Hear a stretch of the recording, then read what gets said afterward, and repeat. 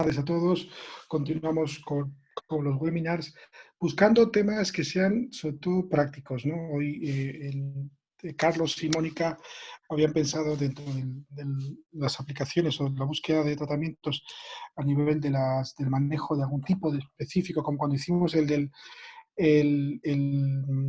webinar asociado sobre todo al líquen escleroso, buscar un poco en un campo donde estamos viendo que hay cosas que son muy interesantes y que han estado ocurriendo pues, a lo largo de este tiempo, en principio de forma accidental, y que ya de por sí han iniciado algunos profesionales estudios sobre la posibilidad de la regeneración de esos tejidos y la mejora de la inmunidad de ese área, con lo cual se ha contenido algún tipo de problema que también tiene un concepto un poquito más complicado a nivel de la calidad de vida de los pacientes. Bueno, entonces he dividido la introducción de la presentación en dos partes que yo creo que son importantes.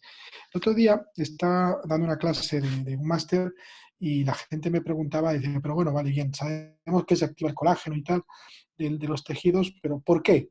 ¿Dónde está la clave? Bueno, pues voy a hacer una introducción de 5 minutitos para que hablemos un poco de cómo se desencadena todo este fenómeno de activación del fibroblasto y después ya haremos la pequeña introducción para que luego tenga Katy unos 40-45 minutos para explicar muy bien todo lo que ella nos puede ayudar en cuanto a por su gran experiencia, en cuanto al manejo desde el equilibrio nutricional de los pacientes que tienen trastornos de vulvovaginitis, sobre todo, en este caso, asociado al problema infeccioso, como son aquellas vulvovaginitis infecciosas de repetición, ¿no? Y entre ellos, quizás siendo más específicos, en aquellas que están relacionadas con la Candida albicans.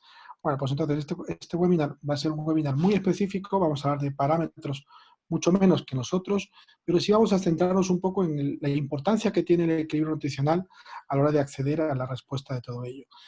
Sabíamos hasta ahora que la producción de colágeno estaba mediada fundamentalmente por el estímulo que teníamos a nivel del fibroblasto, ¿no? Hemos dicho siempre que el fibroblasto es nuestro amigo, es el elemento que va a producir una serie de sustancias, entre ellas colágeno, sobre todo colágeno, pero también otras sustancias más. Y sabíamos que su estímulo se producía, como hemos dicho, en ese gap entre los 40 y los 60 grados, más específicamente a partir de los 42 grados y medio.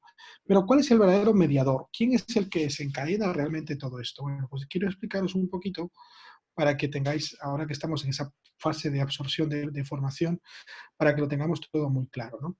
Si bien es cierto, la cantidad y la calidad del colágeno es apropiada, por eso es importante la nutrición, y de eso va a hablar Katy hoy.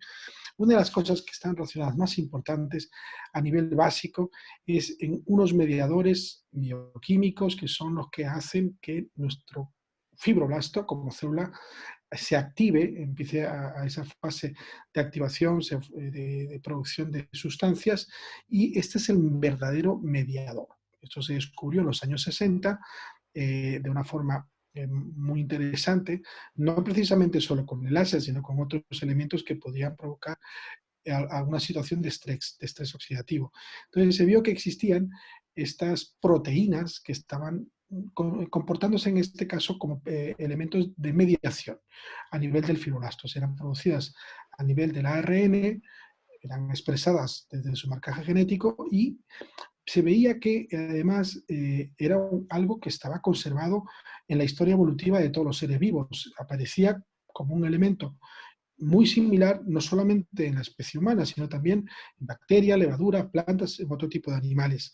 Entonces, en el 62, el doctor Ritosa vio cómo en el estudio del melanogaster, de la mosca de la drosófila, se vio cómo había cromosomas que sometidas a una temperatura expresaban en un momento determinado un patrón de engrosamiento en diferentes lugares del ADN, y además estos engrosamientos coincidían con un incremento de proteínas. Estas proteínas en su traducción a nivel del RNA fueron posteriormente identificadas por el doctor Tissier y se veía que eran, él les llamó, las denominó como proteínas de choque térmico, que aquellas que tenían un distinto peso molecular tenían diferentes pesos moleculares, pero más o menos casi todas ellas estaban en torno a los 70.000 daltons, o sea, 70 kilodaltons. Una de ellas, la más conocida, pues gracias a que tenía eso, pues le llamó 70.070, HSP70, y la vais a ver muy relacionada si hacéis un estudio, un análisis sobre todo de cómo funciona la activación de todo ello. Entonces, estas proteínas se sintetizaban sobre todo en respuesta al estrés, y el calor era considerado en este caso como un elemento de estrés. Cuando se hizo el estudio un poco más específico con termoterapia, se vio que un incremento aproximadamente de unos 5 grados de la temperatura normal de la célula, de todas las células, podían desencadenar una rápida síntesis de esas proteínas de choque térmico. 5 grados, ¿vale? O sea, solo 5 grados de variación podíamos conseguir que existiesen estos cambios a nivel de ADN y empezaran a sintetizarse en una cantidad importante esas proteínas de choque térmico que iban a ser las responsables del incremento de la producción de nuestro fibroblasto, en este caso a esos niveles de la expresión de otro tipo de sustancias, ¿no? Entonces, si nos preguntan cuál es la llave, cómo sé que el láser está actuando, pues básicamente es eso, un incremento más o menos de 5 grados va a hacer que mi fibroblasto empiece a producir. O sea que ya sabemos que no solamente es el calor de forma genérica, sino a nivel micromolecular es ese cambio a nivel proteico dentro del ADN el que nos va a sintetizar más proteínas, va a expresarse como una síntesis mayor de proteínas.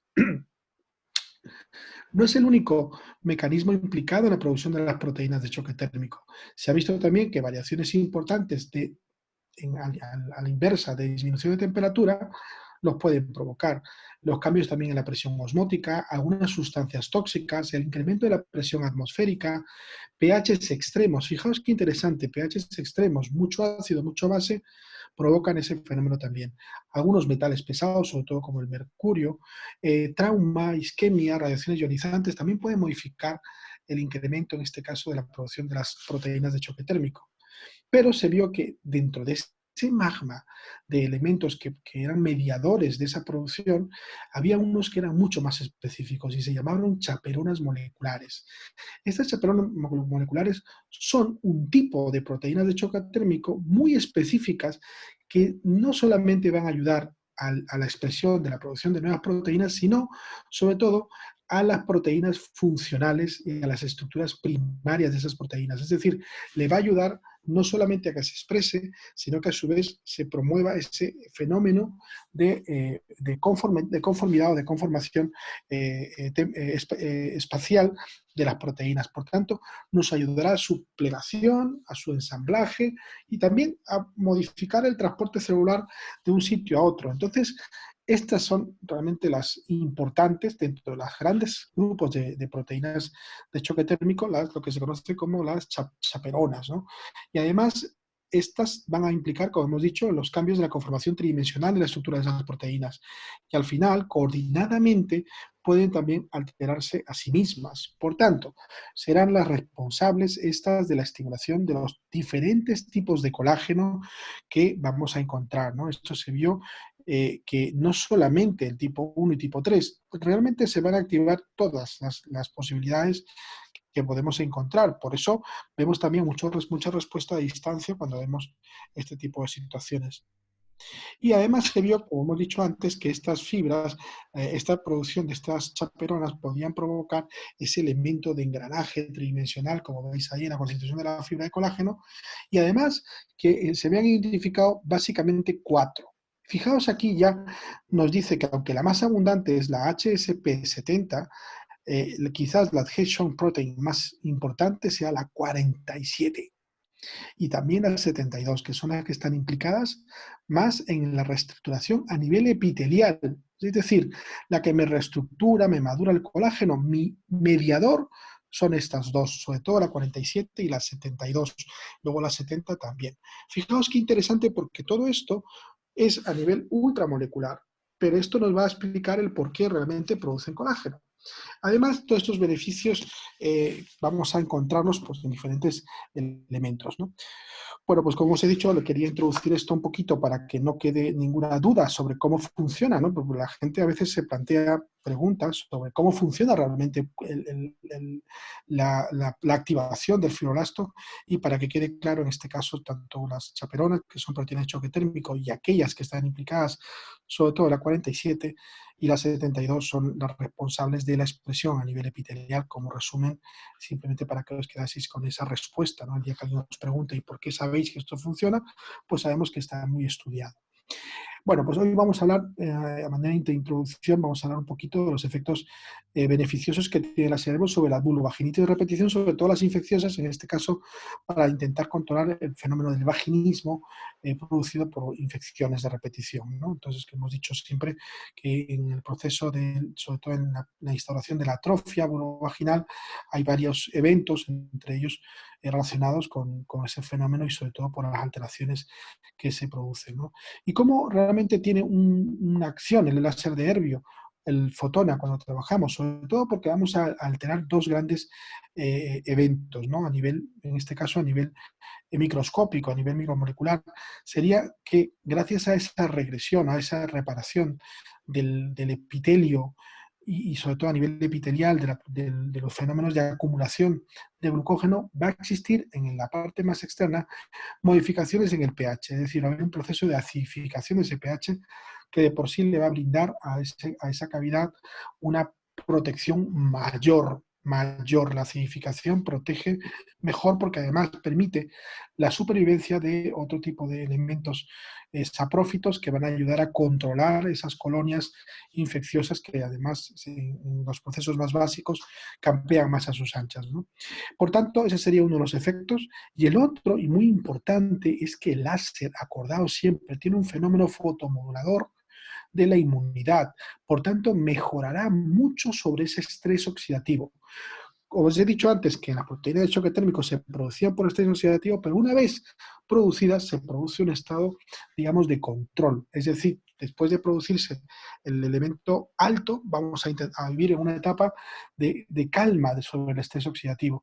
Entonces las células tendrán un comportamiento mucho más digamos, receptivo al fenómeno de fortalecimiento y van a promover también una protección añadida. Entonces, esos dos eventos nos van a ayudar a que nuestro láser nos pueda controlar un poco el fenómeno de sobrepoblación de determinado tipo de patógenos, ¿no? Lamentablemente no hay estudios concluyentes, no está aún demostrada estas teorías, se ha visto por casualidad después de muchos tratamientos de atrofia, muchos tratamientos de incontinencia. Ahí el doctor Gaspar también creo que estaba haciendo con la doctora Lazareta algún estudio multicéntrico muy interesante. Y recordar siempre, hay que hacer siempre un cultivo, habrá que hacer un antibiograma y un antifungograma para ver un poco el patógeno que esté implicado y acercarnos de una forma correcta al tratamiento. También habrá que iniciar siempre por los tratamientos primarios, los que vamos a comentar un poquito antes de hablar de la nutrición, bueno, pues que hay que tomarlos en cuenta como primer escalón, igual que la incontinencia, lo primero es tratarle con la fisioterapia, aquí también primero hay que acudir a los primeros tratamientos, en este caso iniciar con las técnicas ya conocidas, que son aquellas que tienen una fortaleza mucho mayor en cuanto a el estudio de asociación de eficacia, ¿no? Y en todo caso, habrá que iniciar además también, hoy en día eso sí que se ha estudiado mucho, con los prebióticos, en algunos casos con algunos probióticos, tópicos y orales para intentar controlar un poco también ese fenómeno de desproporción en esos niveles.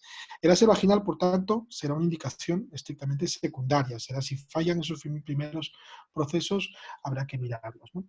El tratamiento obviamente debe ser individualizado, no es como siempre, no hay café para todos, hay que fijarnos principalmente en la edad, en el tipo de patógeno, en las características. Y cuando hablamos, por ejemplo, de un patógeno específico, que es el más frecuente en las candidiasis vulvovaginales de repetición, que son las infecciones más conocidas y más estudiadas y más frecuentes en este caso, como he comentado antes, en la Candida albicans habrá que ver que se determina como infección de repetición aquellas que cuando se producen más de 4 episodios en un año. Más de 4 episodios en un año ya entramos en ese complejo de síndrome donde tenemos que intentar trabajar de una forma, ¿no? Se ha visto que tiene varios componentes, incluso a nivel genético, en algunas personas que tienen más predisposición, por ejemplo, se ve que hay una disminución importante de las lecitinas, que son los ligadores de la manosa. ¿Os acordáis que ese patrón de azúcares que requiere ese área, ese lugar para poder proteger de alguna forma o darle la comida suficiente a esos saprófitos y que puedan controlar estos fenómenos, se vio que en algunos casos, pues mediados a nivel a nivel de genéticamente había más susceptibilidad en aquellas pacientes que tenían ese fenómeno disminuido, ¿no?, de la producción de lecitinas ligadoras de manosa. También se vio que había un incremento de interleuquina 4 como un mediador de inflamación que predispone también a este fenómeno, ¿no? En todo caso, son dos elementos genéticos a tomar en cuenta. Habrá que de todas formas descartar siempre aquellos pacientes que tengan algún tipo de problema de inmunosupresión. A veces no lo conocemos, simplemente no sabemos que se está produciendo, y es un buen momento en aquellos pacientes que presentan este fenómeno para hacer un estudio un poquito mayor. Lo hablo desde el punto de vista ya quizás un poco menos específico de algunas especialidades, pero sí más relacionado con la medicina interna, ¿no?, con los médicos incluso de atención primaria, en los cuales hay que ver si un paciente cumple estos fenómenos. Habrá que intentar estudiarlos para buscar si existe algún otro tipo de fenómeno que pueda estar comprometiendo su inmunidad. Sin duda, las primeras medidas son las higiénico-dietéticas, y ahí entra muy importante el tema de la dietética. Katy os va a explicar algo, me ha comentado a mí, pero maravillosamente cómo se maneja esto desde la nutrición para evitar que esos elementos que puedan favorecer a la instauración de estos microorganismos se vean un poco más limitados, ¿no? Y el tratamiento médico inicial puede ser hecho pues, con diferentes tipos de agentes antifúngicos o antibacterianos, depende un poco, en este caso, del cultivo que hayamos obtenido, cómo recurrir a los azores, al ácido bórico, violeta de genciana, la ozonoterapia, aquí pone ozonoterapia, perdonad, ha sido un pequeño errata, ozonoterapia, qué duda cabe, todo lo que aumente la oxigenación apropiada del territorio puede ayudar a mejorar también el elemento defensivo por ese incremento de los mediadores de la inflamación que pueden favorecer en este caso a la producción de incremento de líneas defensivas, ¿no? Sin duda los probióticos, y últimamente también se está mencionando mucho el tema de las vacunas, que pueden ayudar muchísimo también a estos tratamientos. Cuando todo esto no va, fracasa, o tenemos pacientes que están teniendo estos problemas, pues habrá que plantearnos la utilización de otro tipo de tratamientos que, bueno, pues cuando he dicho esto, a veces lo digo pues de una forma un poquito superficial, porque es verdad que todo el mundo nos exige que sí que existan fenómenos, digamos, concluyentes, ¿no? Todo el mundo pide papers aquí, y cuando los tengamos, pues supongo que podamos ayudar un poco más. Como hemos dicho antes, estos fenómenos también se ven mediados, sobre todo el proceso de incremento de la infección a nivel de la atrofia, se ven incrementados mucho por la reducción del flujo local mediado por esa depresión importante de los estrógenos. Por tanto, eso va a contribuir a esa disminución de las secreciones y el elemento protector que tienen en ellas, ¿no? Y esos cambios en el epitelio de la mucosa también van a favorecer que muchos de esos patógenos puedan introducirse, no solo vivir en la luz de la cavidad vaginal, sino también introducirse a nivel epitelial, aprovechando esos pequeños elementos, digamos, de fisuras dentro de ese epitelio debido a su adelgazamiento importante. Y también, pues eso, es todo este fenómeno de la disminución de la defensa, también está mediado por ese incremento en el pH, la basificación de ese territorio, porque va a haber una disminución importante de los lactobacilos vaginales protectores como elemento de protección, ¿no? Es así que vamos a ver una disminución importante de las líneas celulares, como hemos dicho, a nivel epitelial, con un incremento de la susceptibilidad de colonización, incluso a nivel de la lámina propia de estos elementos patógenos. Por tanto, nuestro elemento, digamos, de defensivo tendrá que ser justamente lo contrario, buscar la reposición de las defensas, es decir, crear una empalizada estructural mejor, y también una mejora importante a nivel defensivo, a nivel de las células de defensa, a nivel de la lámina propia, que es donde vamos a poder contener esos elementos infecciosos. Bueno, pues dicho esto, yo voy a salir y ya voy a dar paso a la doctora Katy de FCCAR, que ya, como bien le conocéis, es nuestra experta en el grupo de temas fundamentalmente relacionados con la nutrición, y bueno, con todo, ella sabe mucho de láser también. Os va a explicar su punto de vista con respecto a la nutrición. Katy, te doy pie ya. Mónica, Parece que no Sí, puede César. iniciar. Sí, dejamos entrar a Katy ya. Voy a sí, retirar yo mi presentación. cerramos. Correcto. Vale. Vale. A ver, espera que entre yo. Compartir. Sí. Listo, aquí estamos. A ver, compartir. Lo tiene, doctora. ¿Sí? Muy bien. Sí, ahora lo pone en la pantalla para... sí. Exactamente, ahora lo Pues tengo. perfecto, perfecto. Gracias. Bueno, ¿me oís bien, verdad? Sí, se le oye Perfecto. perfecto está. Fantástico. Bueno, buenas tardes a todos, compañeros. Qué alegría estar aquí de nuevo con vosotros. Y con estos tiempos de confinamiento, menos mal que no nos aburrimos con tantos cursos, con tantas historias que nos meten. Y estoy muy contenta de estar aquí con todos vosotros porque voy a aportar también mi grano de arena en las formaciones, porque claro, siempre recibimos, todos los ponentes con toda generosidad comparten con nosotros toda su sabiduría, pues también es un honor para mí poder compartir estos conocimientos con todos vosotros.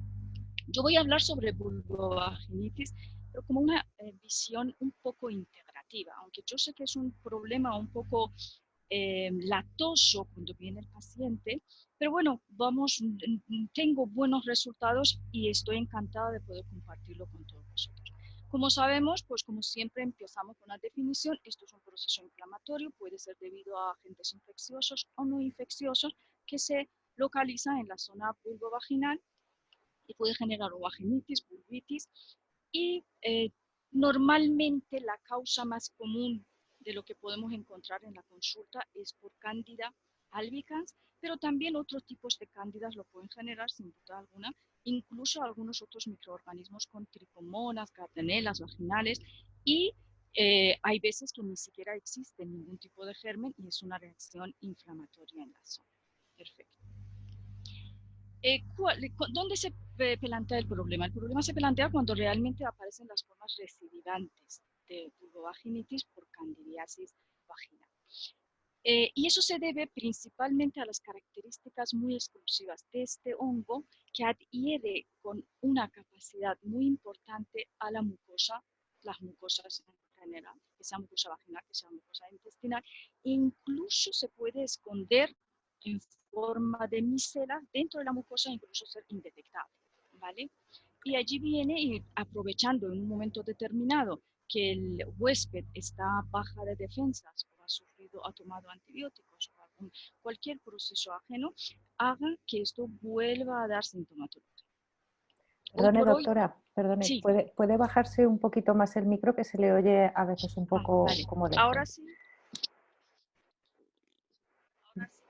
No, así no, así peor. O sea, no, bajar más hacia la boca. A ver, ¿ahora? ¿Así? Sí, pruebe a ver, sí. ¿Mejor así? Sí. Probamos, sí. Vale. O sube un pelín más, lo puede subir. Así. ¿Así? Yo creo que sí. A ver. Vale, empiezo. De todas formas, si queréis, si me dices cómo ponerlo, pues lo... Se ha escuchado más o menos bien, pero un poco bien. de... Sí. Ok, vale.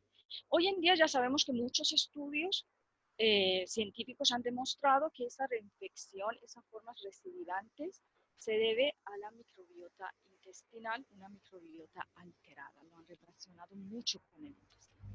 Y una alteración en la integridad de la mucosa intestinal está relacionado con la permeabilidad intestinal anormal, acompañado de un desequilibrio en la microbiota intestinal que hace un crecimiento de hongos y una disminución de las bacterias beneficiosas.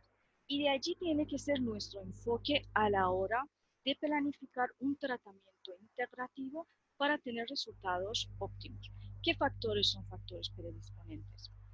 Sin duda alguna, alimentación. Ustedes tienen que considerar que desde la boca hasta el ano es un tubo y su contenido pertenece al exterior. Por tanto, la alimentación en su composición de microbiota y en Katy, cuanto a función. Perdona que te interrumpa. Katy, vale. Estamos teniendo problemas con la audición. Se oye con un poco audición, mucho. Vale. Voy a cambiar. Voy a ver si puedo hablar sin micrófono. A ver. Fantástico. Así. Fantástico. ¿Qué tal me oís? Mucho mejor. Mucho mejor. Sí. Listo, perfecto. Listo, fenomenal. Gracias. Claro, perfecto. Pues ya está, así hablamos mejor. Vale, pero habéis entendido, ¿no? Todo lo que he dicho. Sí, se oía no un hace poco... falta volver a repetir ninguna parte ni nada. No creo, no. Vale, bueno, fenomenal. Bueno, factores predisponentes, sin duda alguna, alimentación, de que hoy en día estamos recibiendo cantidad brutal de antinutrientes, azúcares, grasas saturadas, típico de una dieta occidental. Y factores ambientales, que son la toxicidad, radiación, polución, factores hereditarios, los factores genéticos que nos predisponen simplemente porque a lo mejor hemos heredado un tipo de enterococo que no tiene ciertas capacidades de hacer una inmunomodulación en nuestro tracto gastrointestinal. Y otros factores como sueño alterado, si ustedes indagan un poco, sobre todo desde el 2018 para acá, si indagan un poquito sobre los factores relacionados con una candidiasis crónica, están escribiendo artículos preciosos sobre cómo un sueño alterado actúa sobre nuestro microbioma intestinal y lo altera. Sin duda alguna, como siempre, sedentarismo, falta de ejercicio y el estrés, tanto estrés físico como estrés psíquico, las dos cosas. Muy bien. Los alimentos modernos, desde luego la alimentación moderna que tenemos, implican realmente mucha carga de alimentos que generan inflamación de bajo grado, pero inflamación en nuestro cuerpo. Estos antinutrientes, lo llamamos antinutrientes, son principalmente las gliadinas, las lectinas y las saponinas. Yo no voy a hablar largo y tendido de todo esto, voy a hablar principalmente de gliadina, que es digamos, el factor más importante que genera alteración a nivel de integridad de la barrera mucosa intestinal. Entonces, sabemos que la gliadina es la parte proteica de gluten de los cereales y es que, digamos, cuando interacciona con el revestimiento de la célula, de la capa mucosa, genera una permeabilidad intestinal. ¿Por qué? Porque señaliza la producción de una proteína que se llama las sonulinas. Y estas sonulinas son responsables que actúan directamente sobre unas uniones estrechas. Nosotros seguramente nos acordamos que las células epiteliales a nivel intestinal están unidos entre ellos a través de estas uniones estrechas y que fundamentalmente tienen un efecto sobre movimiento de líquidos, de macromoléculas, leucocitos, relacionan entre el lumen intestinal y el intersticio. Entonces, ¿qué hace la gliadina? Gliadina al entrar señaliza la sonulina, sonulina interacciona con su receptor, el CXCR3, y hace que abra esas uniones estrechas. ¿Qué ocurre cuando se abren estas uniones estrechas? Por tanto, la gliadina, que es la proteína que no está digerido, sale a través, no sé, vosotros podéis ver el cursor mío o no, sale a través de estas uniones estrechas, este pasillo que la han abierto y entra en la zona intersticio de la mucosa intestinal. Entonces tenemos que pensar que en esta parte, justo por debajo de estas células epiteliales, nosotros tenemos un tejido linfoide que están repletas de células inmunes. Entre ellos tenemos linfocitos T, tenemos células plasmáticas, células dendríticas, macrófagos, leucocitos, que allí están en esta zona defendiendo e impidiendo que entre antígenos no debidos al organismo. Perfecto. ¿Qué ocurre cuando esta gliadina hizo abrir esa puerta? Entonces ya entramos en contacto, ya entró en contacto con sistema MALT, que es tejido linfático asociado a las mucosas. En este caso del intestino se llama GALT y es un sistema, digamos, es un sistema internet entre todas las mucosas del cuerpo. Si el GALT está alterado, esa información se va a trasladar también a la mucosa nasal, que es NALT, a la mucosa respiratoria, que es BALT, la mucosa urogenital, que es WALT, incluso la piel, que es SALT. Por tanto, me voy a encontrar en una situación de síndrome de mucosas inflamadas. Vale, en esta gráfica se ve con más precisión, mire que entra gliadina, señaliza la producción de sonulina, sonulina interacciona con su receptor, el receptor abre las uniones estrechas y de allí sale. Nada más entrar en tejido linfoide, se va a desencadenar unas reacciones de TH1 que puede ser solo local y no vaya más allá de lo que está, o que se convierta una reacción con una liberación de citoquinas inflamatorias y que haga una reacción sistémica de tipo TH2. Muy bien. Entonces, cuando se altera esta barrera intestinal, hace que los antígenos, alimentos, bacterias y virus entren en esta zona de tejido linfático y generar una inflamación intestinal. Lo mismo lo hacen los azúcares. Cuando hablo de azúcares, me refiero a cualquier tipo de azúcar, sobre todo, jarabe de maíz rico en fructosa, que en realidad es un superazúcar. Entonces, ¿qué ocurre?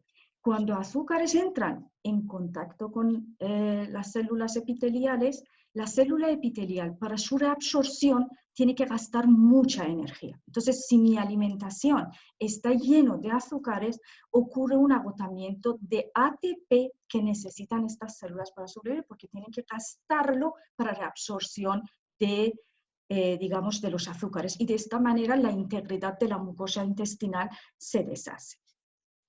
Esto fue el enfoque que tuvimos sobre permeabilidad intestinal. Ahora vamos a ver la otra parte que dijimos que también influye mucho en las recidivas de este tipo de enfermedades, el desequilibrio de la microbiota intestinal. Como sabemos que los seres humanos somos como arrecifes que hace como un hogar, una casa en donde conviven muchos ecosistemas, tanto entre ellos como con el anfitrión que somos nosotros. Entonces, estos microorganismos prácticamente albergan todas las cavidades de nuestro cuerpo y la composición, las características que tiene, que la composición varía normalmente de una persona a otra. Tal vez en un 90 y tantos % sea igual, pero hay un porcentaje que realmente es muy específico de cada persona. En tracto gastrointestinal, podemos contar con casi 70% de estos microorganismos. En su composición tenemos bacterias, virus, arqueas, procariotas, parásitos y hongos.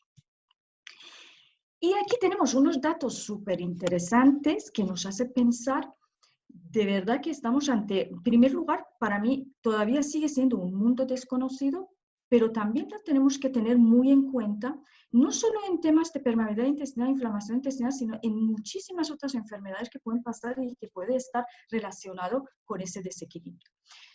Fíjese que a nivel intestinal, el intestino aproximadamente tiene un peso entre 1,2 a 2 kilos aproximadamente de bacterias que tenemos. Microbiota intestinal pesa más o menos, calculan que es esto, que la mayoría son, digamos, anaeróbicos. Se distingue más o menos entre 500 o 1000 especies. Luego, cada especie tiene sus subespecies. O sea, esto ya es algo que realmente sale del control. En la piel calculamos que tenemos 1 trillón. En la boca calculamos que hay 10 billones de colonias, digamos, que revisten toda la superficie de la mucosa. Colon, aproximadamente 100 trillones. Aquí en la gráfica pongo, que esto luego cuando queráis lo podéis indagar más, que es cómo se reparte y qué especie es característica de cada cavidad. Por ejemplo, en la nariz tenemos la especie residente con más frecuencia de Streptococo. En la zona de la boca también Streptococo. En la vagina, Lactobacillus. En la piel tenemos estafilococos, tenemos cornobacterias y que el peso de cada uno también está puesto. Bien. Entre las células somáticas y germinales del cuerpo, en todo el cuerpo nosotros, tiene 10 trillones. Y la microbiota, imagínense, tiene 100 trillones solo en el colon. Entonces, prácticamente nosotros de humanos solo tenemos 10%. Y el 90% prácticamente son microorganismos que nos rodean, que nos habitan. Y ahora, si esto lo llevamos a una escala de genes, imaginaros de estos 100 trillones, tenemos la proporción que hay de genes que hay dentro de nosotros nos habita, y lo que es el genoma humano es algo que realmente es incomparable.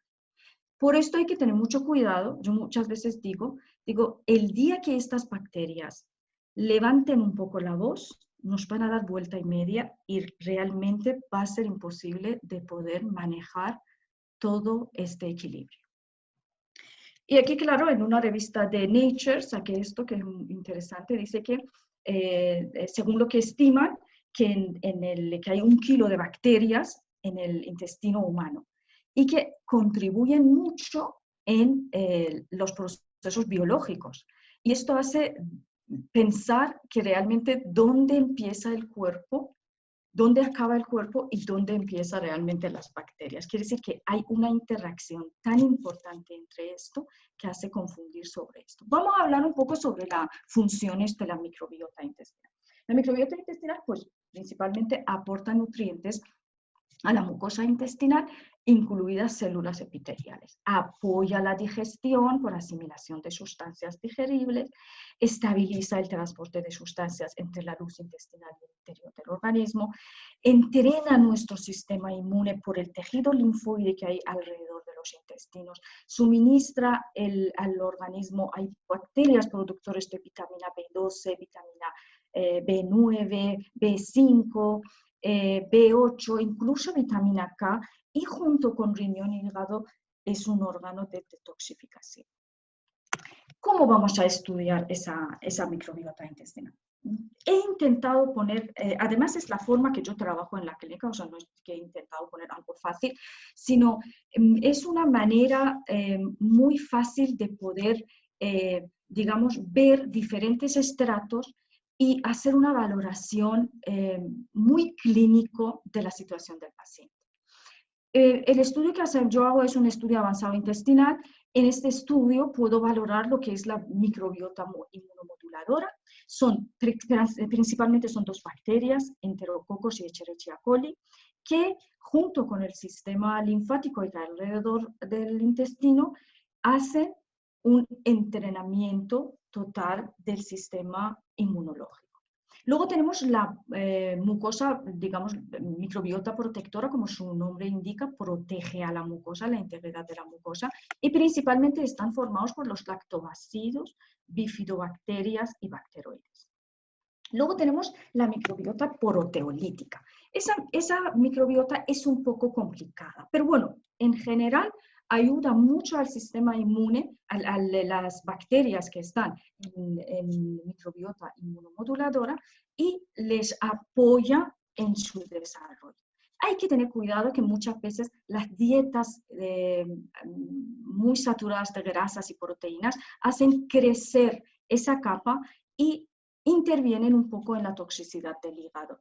Principalmente están compuestos por Escherichia coli piovare, que es un subtipo de Escherichia coli que está en la capa inmunomoduladora, Proteus, Klebsiella, Clostridium, Pseudomonas, Enterobacter y Citrobacter. Y por último tenemos la microbiota muconutritiva. Principalmente está formado por 2 tipos de bacterias, Akkermansia y Fecalobacterium, y su función principal es nutrir al epitelio intestinal. ¿Cómo lo hace? Akkermansia cataboliza la mucina, induce la producción de mucina y las cataliza, y genera ácido acético, ácido propiónico y oligosacáridos para nutrir lo que son a las células epiteliales. Y Fecalobacterium genera ácido graso, ácido butírico, que es de cadena corta. ¿Y qué hace este ácido butírico? Es la fuente de energía para epitelio intestinal. Perfecto. Aparte vamos a ver cómo se hace el diagnóstico a través de la analítica y las pruebas que pedimos al paciente. En la analítica, normalmente las analíticas que pedimos son analíticas muy completas, pero tenemos que tener cierta atención hacia ver la cinética de hierro. Muy importante la cinética de hierro porque muchas veces unas anemias que aparecen que no encuentran realmente por qué la persona es anémica, pues ahí nosotros tenemos un gran dato para poder indagar que si hay un sobrecrecimiento a nivel de flora intestinal o no. ¿Por qué? Porque muchas veces que hay un fenómeno de sobrecrecimiento, que sea por cándida o que sea por bacterias patógenas, facultativas, este suministro de hierro baja en el cuerpo sin ninguna causa aparente.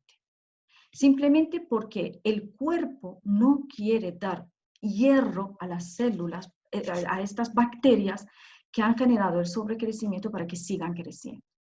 Luego tenemos volumen corpuscular media. Volumen corpuscular media también nos va a dar mucha información si hay una anemia megaloblástica, por ejemplo, por falta de vitamina B12. También medimos los niveles de vitamina B6, ácido fólico, vitamina D, analítica hormonal. Muchas veces un proceso de hipoestrogenismo está generando candidiasis a nivel intestinal, por tanto candidiasis también a nivel vaginal. Déficit de testosterona, estudio de hormonas tiroideas, un hipotiroidismo. Y por supuesto, el estudio de las hormonas adrenales. Luego, pues la citología vaginal habitual, cultivo de moco vaginal, estudio intestinal, con lo que estábamos diciendo, es una valoración en las microbiotas inmunomoduladora, protectora, proteolítica, muconutritiva, y ver si hay restos no digeridos, valoración del páncreas, la inmunoglobulina A secretora, que tiene un papel muy importante en la inmunidad y la integridad de la mucosa intestinal, y por supuesto la valoración de sonulinas. Y luego también otro factor súper importante son las intolerancias alimentarias. Mucha gente viene con problemas de colon irritable, con un cuadro de candidiasis recidivas y en el que realmente el problema está en intolerancias alimentarias que tiene. Hoy en día yo le puedo decir en mi práctica, cuando alguien me dice que tiene un colon irritable, le puedo decir que si ustedes le hacen test de intolerancia a la lactosa y la fructosa y sorbitol, le va a salir positivo los dos. Casi 90% de los colon irritables está debido a esta intolerancia alimentaria. Bueno, aquí he puesto también un checkbox de anamnesis, le va a facilitar mucho el proceso. Como observáis, algunos de estos en el checkbox hay un asterisco al lado de algunos síntomas que puede tener el paciente, que son síntomas cardinales en el que podemos hacer diagnóstico prácticamente sin hacer ningún estudio intestinal.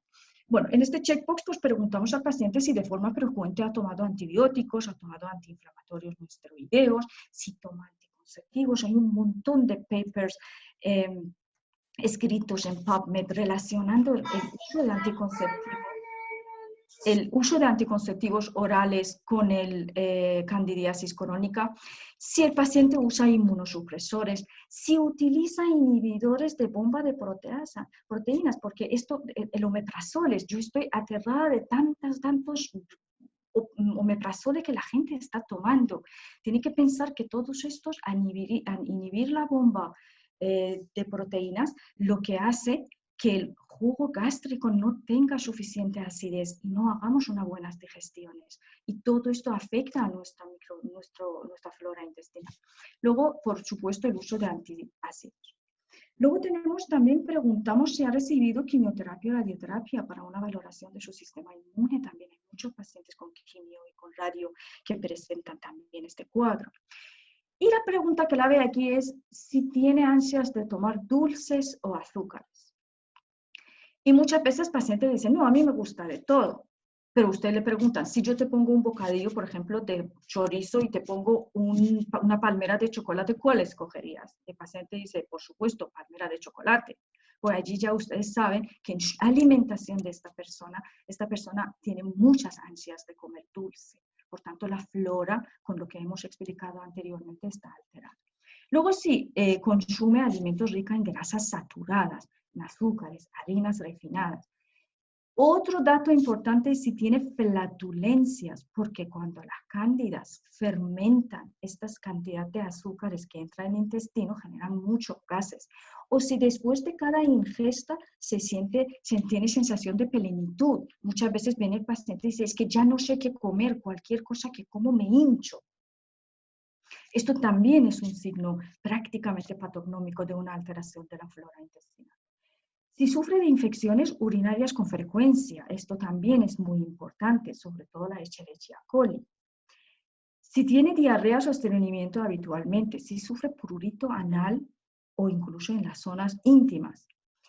Si sufre o ha sufrido sinusitis crónicas, faringitis, resfriados de repetición, bronquitis, todo esto me está, todos los procesos, ¿ves? En el GALT, en NALT, en UALT, procesos de dermatitis, por ejemplo, también son muy importantes. Si tiene alergias múltiples a diferentes sustancias, si está deprimido o si está muy irritado, siempre está irritable, o si tiene una fatiga crónica, te dice directamente, es que yo me levanto ya cansado. ¿Qué me está diciendo? Prácticamente me está diciendo que se siente muy cansado, fatigado. Y que muchas veces hay un fenómeno que los americanos lo llaman como niebla cerebral, que es falta de concentración, está como foggy brain se llama. Pues estos todos son indicativos de que puede haber una alteración a nivel de nuestra flora intestinal.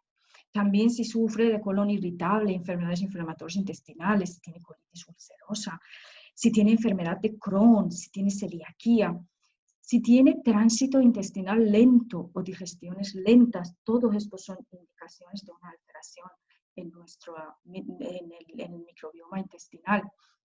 Si ha sufrido infecciones virales crónicas, tipo por ejemplo no me acuerdo ahora, esto que tiene dos tipos, ahora me acordaré. Si ha sufrido infecciones por parásitos, si sufre dermatitis con frecuencia, si tiene problemas de peso o si tiene problemas de diabetes mellitus no insulinodependiente, un diabetes tipo 2, si ha sufrido dolores musculares, sufre incluso dolores musculares o articulares, todos estos son indicativos de que nos está hablando de que hay una flora intestinal no adecuada. ¿Cómo hacemos el enfoque integrativo con un tratamiento que veamos no solo el tema local, no solo vamos al local donde está ocurriendo este problema, sino vamos a ver un poquito más allá y cómo hacemos este tratamiento integrativo? Sin duda alguna, paciente que viene, ustedes ya le han tratado con medicación y ya le han tratado probablemente con láser. Entonces, viene porque tiene recidivas. Yo siempre propongo potenciar la nutrición, aunque en medicina integrativa disponemos de muchas plantas, muchas herramientas para poder combatir la candidiasis crónica. Pero para mí lo más importante es la alimentación de la persona. Por tanto, lo promuevo mucho. Y yo sé que es muy difícil que el paciente entre realmente en cumplir el 100% de todas las indicaciones que le estamos dando. Pero bueno, aunque cumpla 70%, ella misma ve los resultados y ella misma seguirá con su plan alimentación. Cambios que tenemos que hacer en la alimentación, sin duda alguna. Hay que eliminar los azúcares, carbohidratos refinados, las harinas, todo lo que contenga gluten, en principio se retira. El alcohol, ¿por qué? Porque estos alimentos, contribuyen mucho al crecimiento de cándida y puede también crecimiento de otros microorganismos. Podemos reemplazar estos alimentos, por ejemplo, por vegetales orgánicos de baja densidad. ¿Qué quiere decir? Que la carga glicémica no sea tan alta.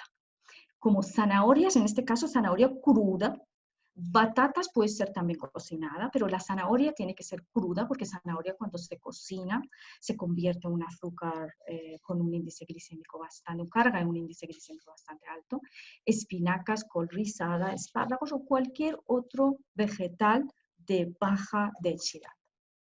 En cuanto a los granos, por ejemplo, granos de quinoa, cebada, sorgo, amaranto, que tienen un almidón muy parecido al maíz, yo lo permito solo una vez al día, nada más que si quiere tomar un poco de quinoa, un poco de incluso arroz o amaranto, puede tomar solo una ración.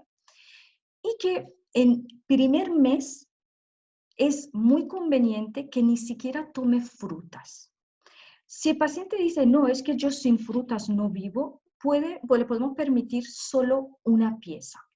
Y esto lo tiene que hacer prácticamente durante de 3 a 6 meses.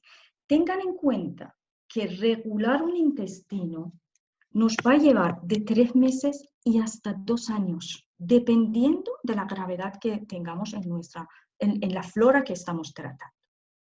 Así que tengan paciencia y hay que concienciar al paciente que esto no es un camino tan rápido, no es que yo un mes no tomo, hombre, un mes no toma nada de azúcares, sin duda alguna tiene una mejoría de 50-60%, pero allí no se acaba la cosa, hay que seguir educando, promocionando el tema nutricional.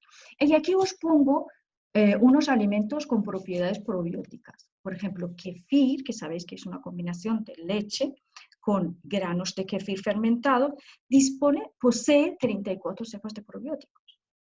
O sea, prácticamente tomando esto, tomando kefir con mucha frecuencia, prácticamente tal vez yo no necesite ni siquiera hacer una reposición. Pero bueno, ya esto tenemos que ver cómo está realmente la flora para poder tomar esa decisión. Luego chucrut, por ejemplo, los alemanes, esto lo comen con casi prácticamente con todas sus comidas, sobre todo con carnes. Entonces es un repollo fermentado que estimula el crecimiento de las bacterias buenas, comensales, las bacterias residentes del flora intestinal que son beneficiosas. Y aparte de esto, tiene un alto contenido en vitamina C y enzimas digestivas. Luego, pues ahora está muy de moda en Europa, son kombucha, cosa que, por ejemplo, en Colombia se llama chicha. Chicha, en Colombia la gente prepara esto y lo toman con frecuencia. Y en realidad, pues aquí se realiza con un compuesto efervescente de té negro fermentado. Está muy de moda, ahora lo combinan con vegetales y está el kombucha por ejemplo, de acelgas, kombucha de espinacas, y hay de todo. Tenemos luego kefir de coco, que es muy beneficioso, además, como sabéis, que coco es un gran antifúngico por su contenido en aceite de coco. Tenemos un contenido en ácido caprílico, por ejemplo, ácido láurico, son digamos, su actividad en cuanto a hongos está muy bien estudiado y además sirve para las personas que son intolerantes a lactosa, por ejemplo. Aunque luego kefir prácticamente de lactosa tendrá muy poco o no le queda prácticamente nada por la fermentación de las bacterias que tiene. Luego, pues yogur por excelencia, tenemos luego vinagre de manzana, encurtidos de pepinillos, que además hacen que no engordemos. Tenemos luego aceitunas curadas en salmuera, queso crudo de leche de cabra o oveja. Pongo crudo porque si está pasteurizado, pues prácticamente de bacterias no le quedan nada. Por eso pongo crudo. Entonces, claro, lo tenéis que preparar vosotros o que si lo cogéis en algún sitio, pues lo pedís en algún sitio que estéis seguro que cumple con todas las normativas higiénicas. Luego tenemos miso, que en realidad es un fermentado de soja, cebada, arroz integral y koji. Koji es un tipo de algas.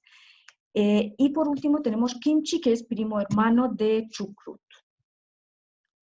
Bien, ahora bien, imagínate que vamos a hacer una pauta de probióticos, que vemos que realmente la capa protectora, los lactobacillus protectores de peróxido de hidrógeno, todo está realmente deficitario. Tenemos un sistema, digamos, la microbiota inmunomoduladora está también, no va más allá, pues entonces decidimos de pautar probióticos. Estos probióticos no pueden ser nunca menos de 11 billones de unidades formadores de colonias y tienen que contener como mínimo 5 cepas. Y se reparten en 3 comidas. O sea, quiere decir que en cada comida tenemos que tomar 11 billones de estas unidades formadores de colonias.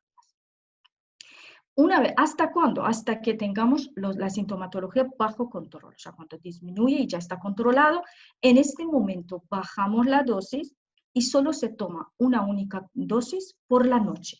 Yo prefiero por la noche. Hay gente que lo manda también del día.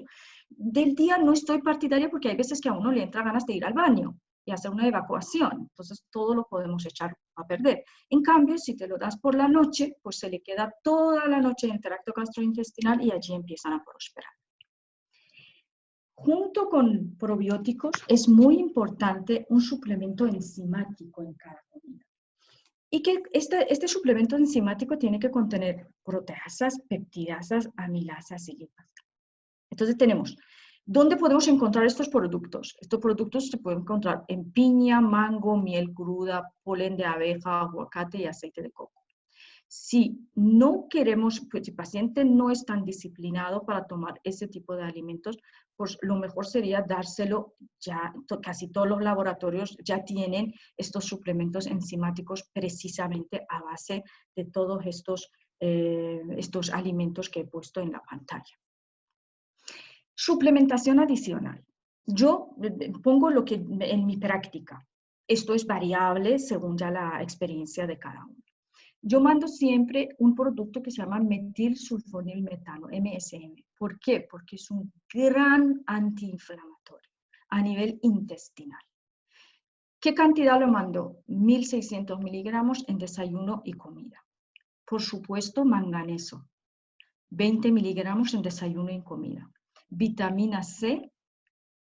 Mi vitamina C, amada vitamina C, ya sabes que en mi práctica nunca falta esto, yo soy enamorada de vitamina C y lo mando hasta 3 gramos al día, una vez cada 8 horas. Cardo mariano lo utilizo para descargar un poco la toxicidad a nivel hepático y reducir un poco el estrés oxidativo, lo mando en 200 miligramos 2 veces al día. Me gustaría que esté combinado con grupo P. Hoy en día hay preparados para esto, o incluso lo podéis mandar en forma liposomada, mandar a formular, que es mucho más efectivo que tomarlo en extracto. Por supuesto, con la analítica que habíamos hecho, pues reponer las carencias nutricionales individuales de cada paciente. Como suplementación adicional, también tenemos que tener en cuenta ácido caprílico. Me gusta lo de aceite de coco pues, porque contiene también calcio, magnesio y zinc. Es un gran antifúngico y además ayuda mucho a reparar, ayuda mucho al microbiota inmunomoduladora. Luego tenemos echinacea, que aumenta la capacidad de fagocitosis frente a los, digamos, patógenos facultativos.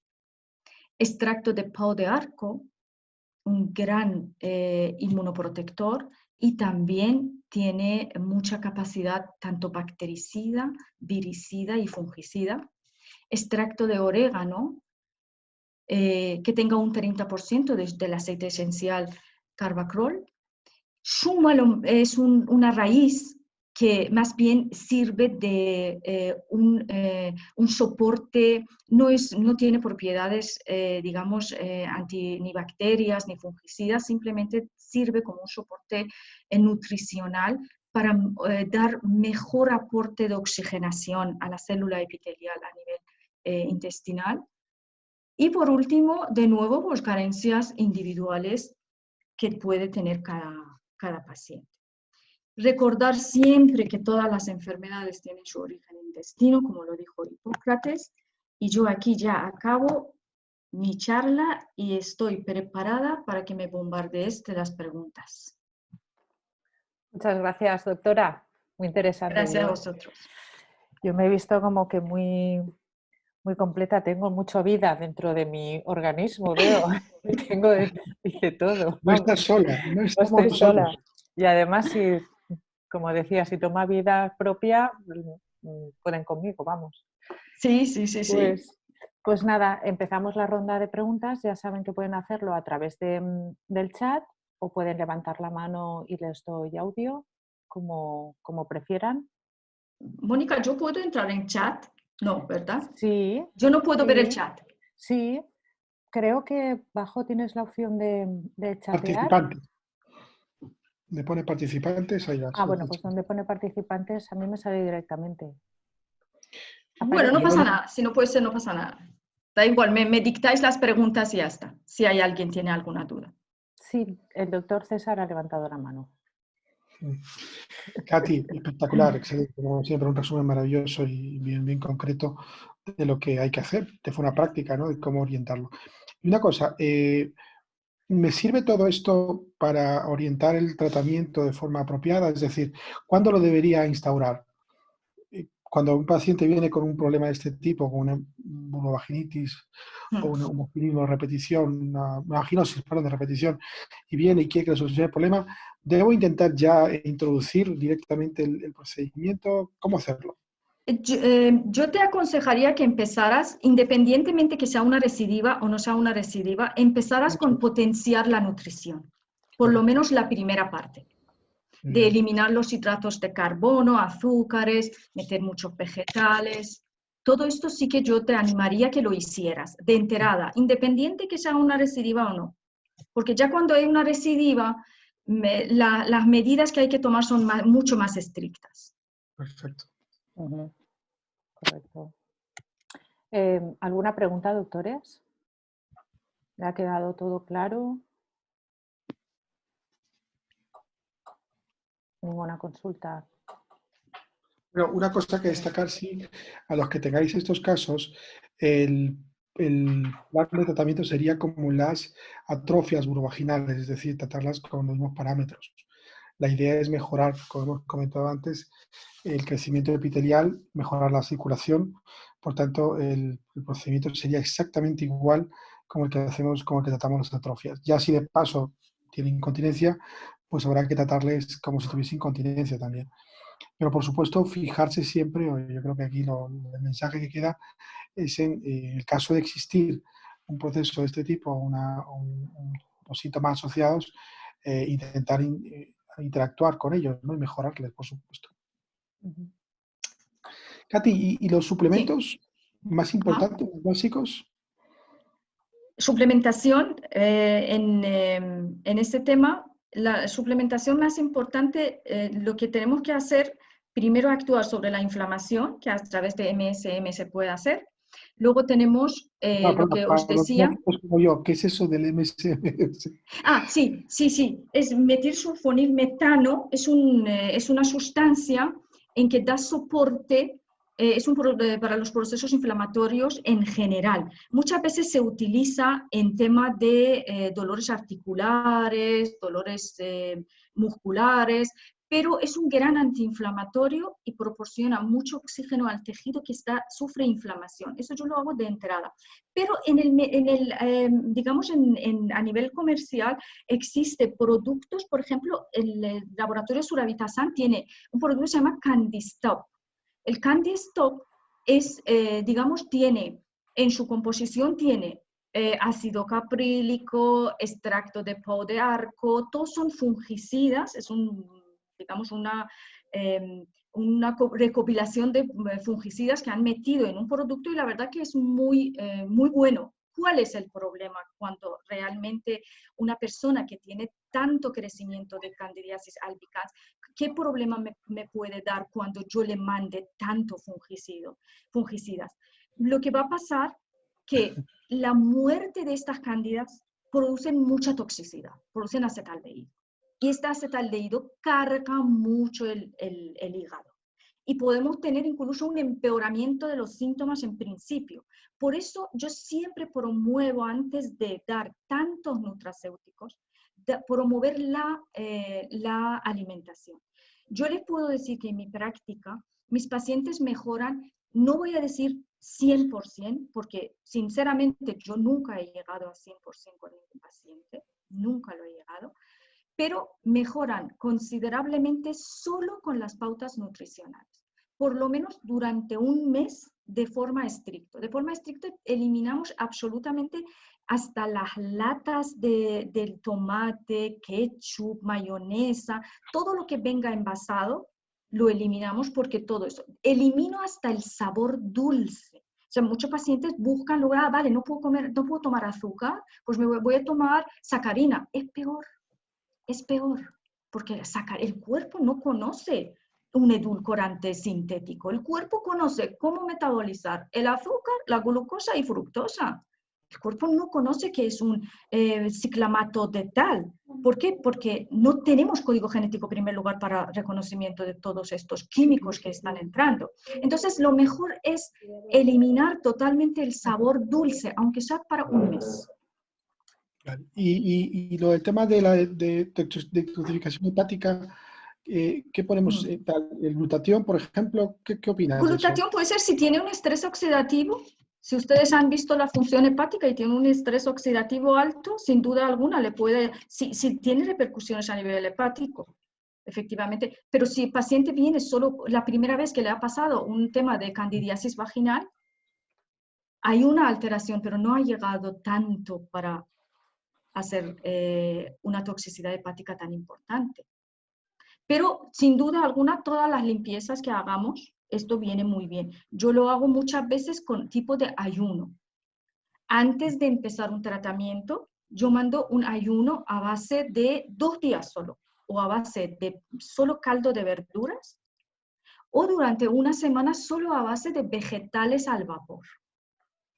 Lo que pasa es que, claro, cuando tú dices a tu paciente que solo puedes tomar caldo de verduras, pues es un poco chocante para el paciente. Tienes que prepararle para este paso. Vale. ¿Hay más preguntas por ahí? ¿Alguien más quiere participar? Katy, ¿y las relaciones sexuales cómo influyen en este caso para estas pacientes? Muchísimo, porque dificulta mucho las relaciones sexuales, porque tú tienes que pensar que estás hablando de una vagina inflamada. ¿Sabes lo que te digo? Está resentida, entonces influye mucho en las ¿Qué relaciones recomendaciones sexuales. le podemos dar a las pacientes en este caso? Yo utilizo mucho probióticos, pero formulados, probióticos vía vaginal. Por lo menos, por ejemplo, mejoran muchísimo en los primeros 10 días y por vía vaginal todas las noches se ponen un comprimido, el día siguiente sale. Durante 10 días la verdad que mejoran bastante y pueden, como ya se sienten mejor, pues ya no les dificulta tanto este dolor a nivel de relaciones sexuales. Y en el tema de la higiene corporativa, la normal, la que tiene que hacer una mujer con candidiasis. Sí, hay que tener cuidado porque muchas veces candidiasis, esto surge por exceso de higiene. Tenemos que pensar que las mucosas tienen que estar siempre hidratadas, pero no siempre tienen que estar lavadas con jabón. Claro, porque nosotros el uso excesivo, yo muchas veces cuando veo estos geles íntimos, tal, me echo a temblar, porque realmente no van a beneficiar a nadie. Simplemente limpieza con agua. Bueno, al que lo vende sí, ¿eh? ¿Cómo? A los que ¿Cómo? lo venden sí. Ya, efectivamente, a los que venden sí. El Un señor poquito, Chili, mira, vamos, fíjate, mira va lo que cerrado. te digo. Muchas veces yo les mando a hacer unos baños con un poquito de vinagre en agua. ¿Qué proporción? ¿Qué porcentaje? Calcula como 10 mililitros de vinagre en 2 litros de agua. Muy Más o menos, interesante. unos baños de este tipo para mejorar lo que es la baja inflamación. Sabes que vinagre de manzana tiene una capacidad antiinflamatoria bastante importante, le baja la inflamación y le mejora funciona también como probiótico. Muy bien. Uh-huh. O sea que entiendo, resumiendo, que la intervención nutricional fundamentalmente es retirar elementos que favorezcan el estrés oxidativo, Ese desequilibrio, que la principalmente son harinas, oxidación, claro, ¿no? azúcares, Y, harinas refinadas, todo esto son los que desequilibran la grasa saturada, la carga de grasa saturada y, por supuesto, medicaciones, que hoy en día la gente toma medicación, sobre todo los omeprazoles, antiácidos, como si fuese esto regaliz. O sea, repercute en todo el organismo, obviamente, incluso totalmente, de las totalmente. Tú tienes que mucosas. pensar que el quimo gástrico cuando sale del estómago y entra en duodeno, es tan ácido que la bilis que se segrega es más bien para alcalinizarlo. Entonces, esto ya entra un poquito más alcalino a nivel de intestino cuando entra. Tú imagínate que yo entrego a mi intestino un quimo directamente alcalino desde estómago. Esto altera cualquier flora, altera cualquier epitelio, altera todas las mucosas y de allí surge problemas. Muy bien. Doctora, tenemos una pregunta de la doctora Montserrat Ponga, Ajá. que le voy a dar audio porque es Vale, bastante interesante y quizá vale, puedan vale, debatir. vale. Buenas tardes, doctora. Doctora, Hola, buenas tardes. buenas tardes. Hola, Hola, buenas tardes. Montserrat. Qué gusto Hola, saludarte. Katy. Hola. Pues Bueno, la verdad es que no pretendía entrar en directo, pero bueno, mira, te pregunto. Yo es que, bueno, estoy muy metida también en el mundillo de la Sí. alimentación y la verdad es que yo soy una fan de la Very Low Carb Diet porque considero que el Very estado de low. cetosis, todos los Very Low Carb Diet, la dieta muy, Vale, muy sí, sí, baja sí. en Sí, sí, sí, sí, sí, sí. carbohidratos, Sí, sí, totalmente, totalmente. Yo incluso. también, yo también. Es que claro, cuando un paciente tiene tan alterada ya las mucosas, Sí, el problema es que precisamente todo ese estado de hiperpermeabilidad impide la absorción de la mayor parte de los suplementos que tú le das. Incluso muchas totalmente. veces cuando empiezas con los pre y con los probióticos, a veces incluso lo que le provocas es un estado como de intoxicación. Tú lo sabes, que Sí, sí, sí, sí, todos sí, los sí. oxalatos que hay Claro, contenidos en las verduras, pues lo que claro. provoca es un efecto de intoxicación. Total. Entonces, claro, el tema es que les damos un montón de suplementación que les implica un gasto importante a nivel económico, de la cual no sabemos exactamente cuánto van a absorber. Entonces, yo suelo ser bastante partidaria de empezar con la implementación de medidas nutricionales más tirando Yo hacia una también. dieta cetogénica, con muy poquitos vegetales, muy pocos hidratos de carbono en la alimentación. ¿Para qué? Para conseguir precisamente un aumento de la síntesis, o sea, de la producción de cuerpos cetónicos que van a provocar ese estado de acidificación generalizada, no de acidosis, o sea, perdón, no de cetoacidosis, sino de acidosis, que va a empezar ya, solo con eso vas a Te conseguir refieres a acidemia, no a estabilizar. acidosis, ¿cierto? Acidemia, efectivamente, Acidemia, perdón, claro, efectivamente, claro. acidemia. Que vas a Sí. conseguir con eso mantener un estado de insulina muy estable, que va a ser lo que te asegure quitarle el alimento, en este caso a las cándidas, que las Ajá, cándidas son, como tú muy bien has explicado, las golosas de total. la historia, porque saben vivir con pHs tan elevados.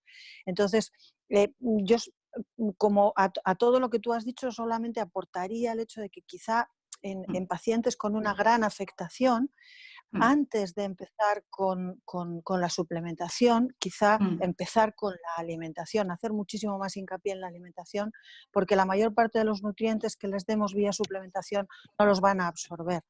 En fin, esto ya sé que es muy largo y yo no quiero Sí, meterme en algo que no viene al pero caso, pero bueno, era solo una aportación. sí, está muy bien. Yo en principio, Montserrat, lo hacía. Ahora te voy a decir con qué dificultades me encontré del camino. Claro, efectivamente, como tú dices, incluso al fin y al cabo, aunque tú mandes nutracéuticos, tú lo mandas directamente al citocromo P450. Y Ahí está, ahí allí, está. exactamente, ahí se tiene que dar. El problema no es esto. El problema es que una dieta cetogénica, que en un principio puede tener una mejoría muy inmediata, que yo lo he tenido. Yo no sé, tú haces flora intestinal, cuantificación de flora intestinal o no. Yo lo que pasa que veía que Sí, sí. a los 6 meses, yo me encontraba con una flora proteolítica súper crecida. ¿Sabes lo que te digo? Eso es lo que, Claro, la dificultad que yo tenía cuando claro, pautaba claro. esto. Entonces lo que hice fue, sin duda alguna, hidrato carbono de alta densidad se quita. El de carga glicémica por encima de 5, 3, 4 incluso, de carga glicémica, no estoy hablando de índice glicémico, estoy hablando de carga glicémica, se retira el hecho que se le Sí, da, sí, sí, se sí, le da carga, al carga. paciente el listado de los productos que puede tomar, ¿cierto? Pero Sí, sí. los vegetales se lo empecé a vegetales de baja carga, digamos, densidad, carga Sí. glicémica, se los permitía y de esta manera no me hacían desequilibrios tan extremos en el recuento de estas bacterias. Eso fue mi Sí, experiencia. sí. Lo que tú aportas, sin duda alguna, es perfecto, pero con el tiempo te hace rebotes por otro lado. ¿sabes? Claro, pero a ver, yo solamente te hablaba un poco como el inicio, es decir, provocar, Sí, sí, por sí, sí, decirlo de sí. alguna forma, lo mismo que las Mm, proteínas de choque térmico, que son las que nos Total. estimulan a nivel epitelial, como ha explicado César, Sí. una, una dieta de este estilo como choque inicial para provocar un revulsivo a nivel de flora Sí, intestinal durante un periodo no superior a los 2-3 meses, y a partir de ahí o ya sí incluso menos. comenzar con la suplementación. Sí, Y sí, sí, sí, sí, y a sí. partir de ahí comenzar con la suplementación que te aseguras que te Sí, sí. absorben. Porque claro, Bueno, que los absorbe entre suplementos comillas, terminan que siendo, absorbe. bueno, Mm. sí, pero ahí digamos que la capacidad de absorción, la capacidad de pérdida de nutriente a través de la mucosa alterada va a ser menor, la pérdida va a ser menor, me Ujú, ujú. refiero. Entonces, de todas formas, te Entonces, digo, claro que cada es vez como un soy inicio. más partidaria de proporcionar a través de la nutrición que a través de suplementación, porque tú tienes que pensar que la naturaleza Por a eso, través de mm, alimento te entrega un conjunto de moléculas. nos lo O sea que en proporciona todo. nutracéuticos tú das Ahí solo está. uno. ¿Sabes lo que te digo? Desde luego, para mí la Ujú. nutrición, Claro, yo siempre promuevo esto, la nutrición es la base. sí. La suplementación prácticamente Vale. hoy en día como pastillas, yo lo utilizo muy poco. Vitamina C tal vez, Ujú. pero Ujú. muy bien, Totalmente de acuerdo efectivamente, estoy de contigo. acuerdo, estoy de acuerdo, estoy de Ujú. acuerdo. Muchas Gracias a gracias, ti. Katy, un placer. Gracias, doctora, por la aportación. Igualmente, igualmente. Y por último, tenemos Gracias. una pregunta del doctor Ángel Arturo Blanes. No estoy segura si se ha respondido, pero si es mejor los probióticos vaginales vía oral o vaginal. Sé que han estado hablando, pero no sé si han dejado Sí, claro cuál de los dos. sí, los probióticos por vía oral tienes que pensar que van directamente al origen del problema. Por vía vaginal tú lo haces sin duda alguna, lo puedes hacer, pero por vía oral es muy importante hacerlo, eso sí. O sea, si hay Ujú, que elegir, elijan vía oral, ujú. no Vale, muy elijan bien, vía local, si tienen que elegir. muy bien, muy bien. Pues ya tenemos las respuestas, las preguntas. Yo creo que hemos acabado ya. Son las 6:20.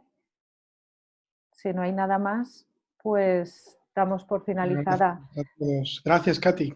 Gracias a Sí, vosotros. muchas gracias, Espectacular. Katy, por todo. Y nada, Gracias. les emplazamos el jueves a la siguiente webinar, que será de cutáneo, y por redes sociales y por el grupo ya les mandaremos la convocatoria. Muchas gracias, cuidarse y hasta el jueves.